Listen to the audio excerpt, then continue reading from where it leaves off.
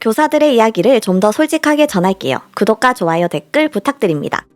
총선이 끝났습니다.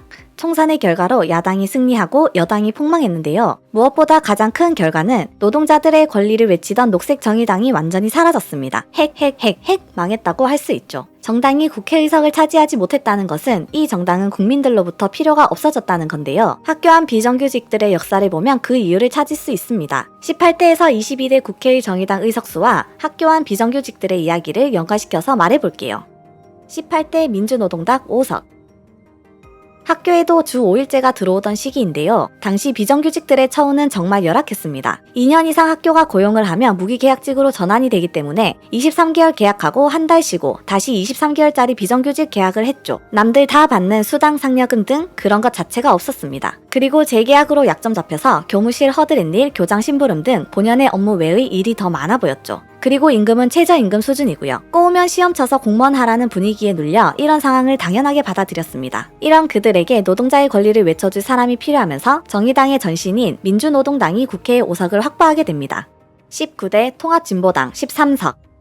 노동자들의 권리를 외쳐주는 사람이 많아집니다. 그러니 학교의 비정규직 노동자들에게 많은 변화가 생기기 시작합니다. 기존의 비정규직으로 있던 돌봄 전담사, 교무행정사, 급식조리사들이 무기계약직으로 전환됩니다. 이게 끝이 아니죠. 동일노동 동일임금이라는 슬로건 아래 기본임금 인상은 물론 수당, 상여금, 퇴직금 등 임금이 상승하게 됩니다. 정의당을 뒤에업은 여러 노조들은 학교로 공문을 보내 부당한 노동으로부터 그들을 보호해줍니다. 이때까지만 해도 교사들은 무기계약직 노동자들의 처우 개선과 안정적인 근로 환경을 응원하고 축하해주는 분위기였습니다. 하지만 이런 분위기는 그리 오래가지 못했죠. 20대 정의당 6석.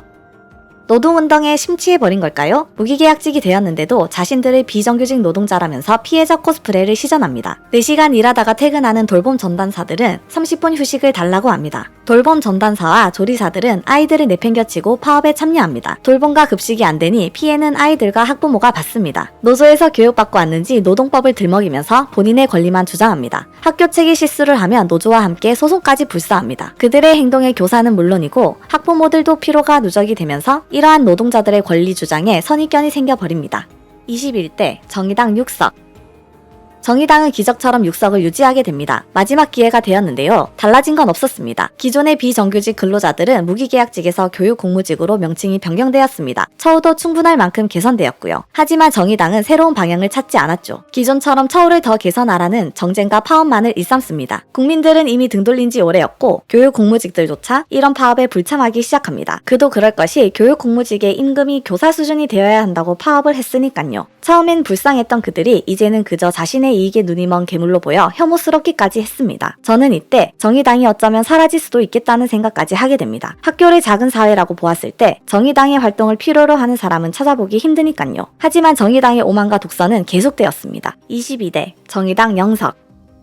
과도한 노동운동뿐만 아니라 기종노조 옹호, 페미니스트, 류호정 사태와 함께 대선에서 심상정 후보가 진보 진영표를 2.4% 가져가면서 윤석열 정권을 열어준 것에 대한 실망감으로 결국 정의당은 0석으로 역사의 뒤안길로 사라지게 됩니다. 솔직히 저는 너무너무 속이 시원했습니다. 자신은 불쌍한 사람이니 남의 호의를 당연히 받아야 된다고 생각하는 그들의 거지 근성을 모두가 경멸했다는 것이 선거에서 드러났기 때문이죠.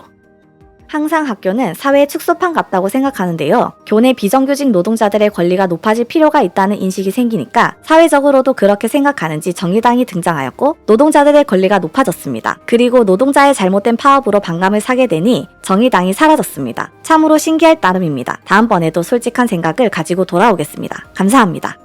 교사들의 이야기를 좀 더 솔직하게 전할게요. 구독과 좋아요, 댓글 부탁드립니다.